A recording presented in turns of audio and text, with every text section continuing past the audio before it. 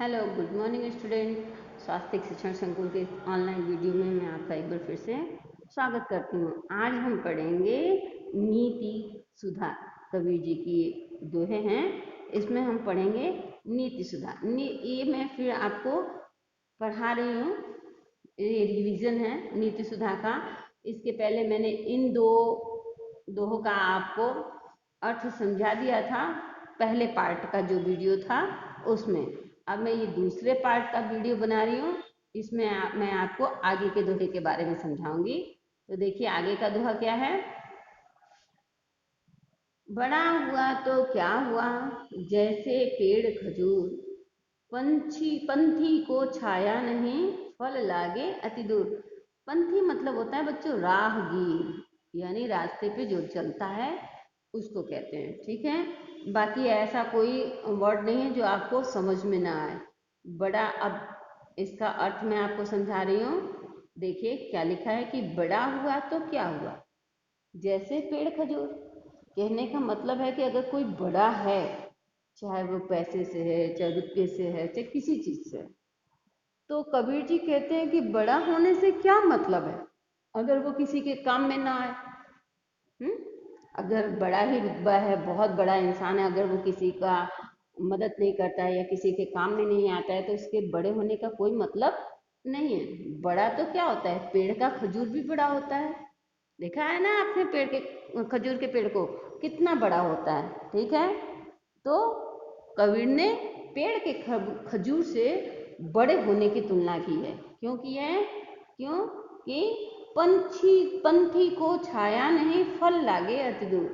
पंथी मतलब होता है राहगीर, यानी जानने वाला, राही या रास्ते पे चलने वाला। आप कई शब्द लिख सकते हैं, राही भी होता है, राहगीर भी होता है, पथिक भी होता है, यात्री भी होता है।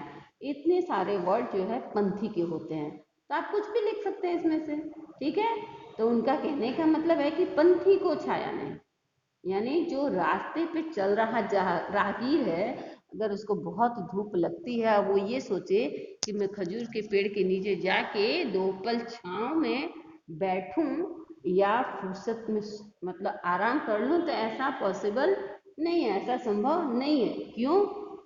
क्योंकि पेड़ तो बहुत ऊपर होता है और उसकी छाया भी चारों ओर नहीं फैलती है। जो पेड़ नीचे होता है और घना होता है, उस पेड़ की छाव लगती है लोगों को। ठीक है, और दूसरा कि फल लागे अति दूर।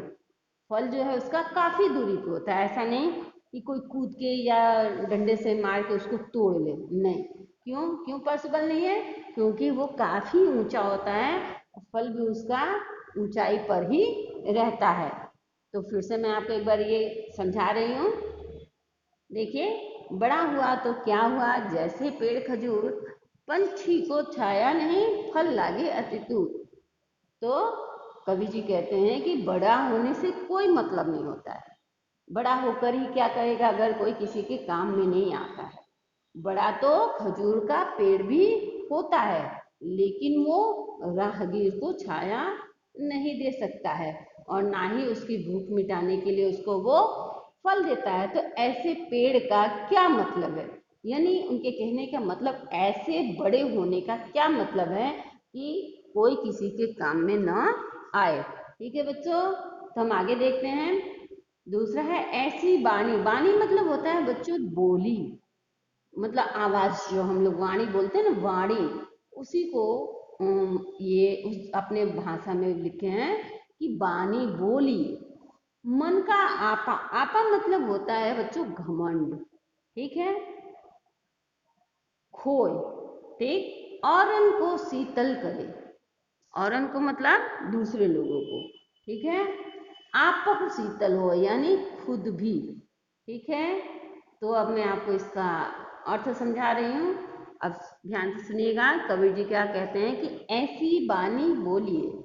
कबीर जी कहते हैं कि हमें सदैव ऐसी मीठी मधुर वाणी यानी बोली बोलनी चाहिए, जिससे कि अगर कोई सुनता है तो अगर गुस्से में भी हो तो वो मुस्कुरा दे, अगर गुस्से में भी हो तो वो शांत हो जाए, और यदि हमारी कोई बात सुने तो हमसे वो हमारी बात को प्रेम से सुने, गुस्से में नहीं।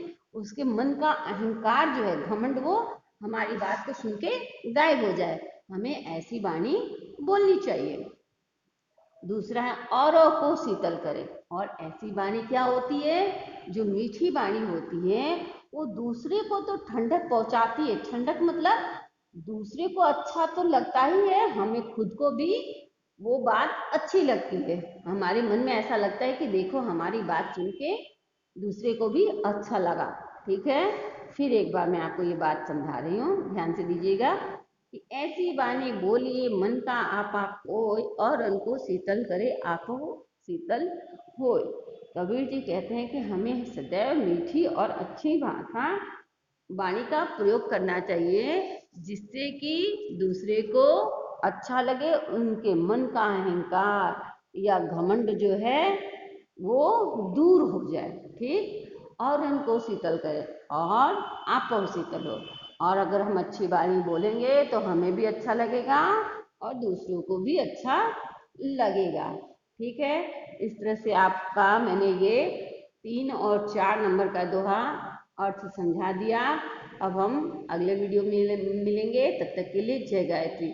और मैं आपको फिर रिपीट कर रही हूँ कि आप ये अपने हिंदी की नोटबुक में लिखें, जिससे कि आपको पता चले। ठीक है, हर एक वर्ड की मीनिंग, इसका अर्थ, मान लीजिए अगर एग्जाम में पूछा जाए, अगर आप लिखे रहेंगे, हम देखेंगे कि बच्चे ने क्या सही लिखा है क्या गलत, तो उसके हिसाब से फिर हम देख सकते हैं। ठीक है, तो आपके फायदे की बात कर रही हूँ कि आप इसको अपने हिंदी की नोटबुक में लिखेंगे। तब तक के लिए जय गायत्री।